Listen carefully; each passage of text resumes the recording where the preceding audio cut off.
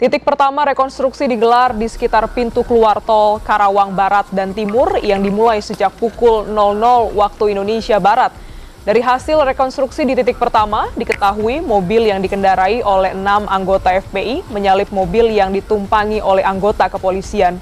Kemudian 6 anggota FPI turun dari mobil, diduga membawa senjata tajam, senjata api dan menyerang mobil anggota kepolisian. Sementara itu, lokasi kedua saudara rekonstruksi digelar di Jembatan Badami. Di lokasi kedua ini, mobil minibus perak yang dikendarai oleh anggota polisi melakukan pengejaran dan menyalip mobil yang dikendarai oleh anggota FPI yang kemudian disalip kembali oleh anggota FPI. Pada saat menyalip inilah, seorang anggota FPI sempat mengeluarkan senjata api ke arah mobil yang dikendarai oleh polisi. Setelah terjadi saling salib kembali, petugas kepolisian mengepung mobil anggota FPI. Selanjutnya, rekonstruksi digelar di kilometer 50 Tol Jakarta Cikampek. Di lokasi ketiga ini, anggota polisi berhasil menyalip dan memberhentikan mobil yang dikendarai oleh anggota FPI. Di lokasi ini, 2 anggota FPI ditembak oleh anggota polisi, sementara 4 anggota lainnya yang diperintahkan untuk tiarap dan digeledah, dan kemudian dibawa oleh mobil polisi yang berbeda.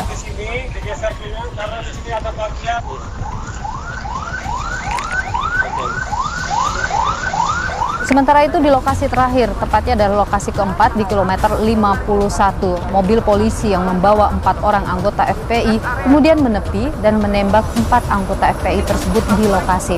Menurut pihak kepolisian, penembakan tersebut merupakan tindakan terukur karena ada upaya mencoba merebut senjata api dari anggota kepolisian yang berada di dalam mobil.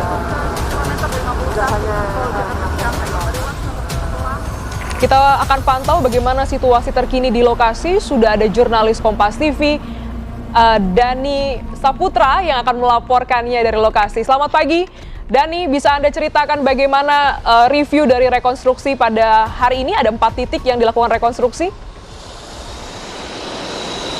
Ya, selamat pagi Glenis. Singkatnya, kita ada 4 titik reka adegan, mulai dari pertama itu ada di seberang Hotel Novotel.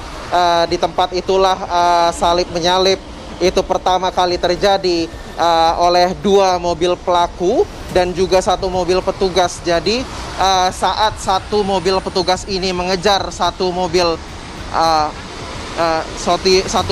pelaku ini, maka akhirnya mobil petugas sempat disalip oleh mobil pelaku kedua yang memang berisi 6 orang yang ditembak hingga tewas pada pekan lalu pada tanggal 7 Desember 2020. Tadi sempat sudah dijelaskan, sempat keluar dengan mengarahkan senjata api kepada petugas kepolisian, lalu ada juga membawa senjata tajam hingga merusak bagian luar mobil. Lalu setelah itu dilanjutkan ke TKP kedua, di mana mobil pelaku kedua ini sudah tidak terlihat lagi dan belum ada keterangan lanjut siapa yang berada di mobil pelaku 2 tersebut. Mobil pelaku kedua maksud saya. Disitulah mulai dari TKP kedua sebelum masuk ke Tol Karawang Barat terjadi kejar-kejaran antara mobil petugas dan juga mobil pelaku. Mobil petugas ini diklaim oleh anggota kepolisian sudah rusak berat. Maka masuk pada kilometer 50 masuk Tol Karawang Barat, Tol Jakarta Cikampek.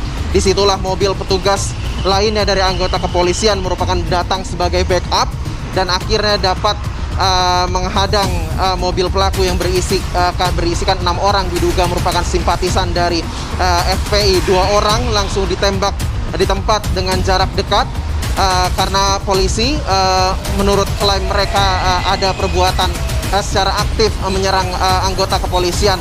Lalu lanjut akhirnya mobil tersebut, mobil pelaku diderek keluar dan akhirnya 4 orang sisanya yang sempat diminta untuk tiarap masuk ke mobil petugas yang berisikan 2 anggota kepolisian. Di tempat saya melaporkan sekarang inilah dekat sekali, di belakang saya inilah tempat terakhir kilometer 51 tempat mobil petugas ini menepi. dan mereka melakukan penembakan terhadap 4 orang lainnya. Diklaim diduga karena melakukan upaya untuk merebut senjata dari anggota kepolisian, seperti itu, Glenis. Anda mengikuti rekonstruksi dari pukul 12 malam hingga pagi hari ini, Dani. Dalam catatan Anda ketika Anda mencermati rekonstruksi ini, apa saja poin penting dari rekonstruksi yang bisa Anda cermati selama 4 tempat ini? Ya, Glenis, pertama yang dapat kami amati tadi juga sempat ramai diperbincangkan oleh awak media sekitar, bahwa ada perbedaan jarak antara batas tunggu wartawan ataupun awak media yang mengambil detil gambar bagaimana reka adegan, juga dengan lokasi ataupun tempat titik reka adegan di 4 titik ini berbeda sekali. Di titik 1, 2, dan 3 ini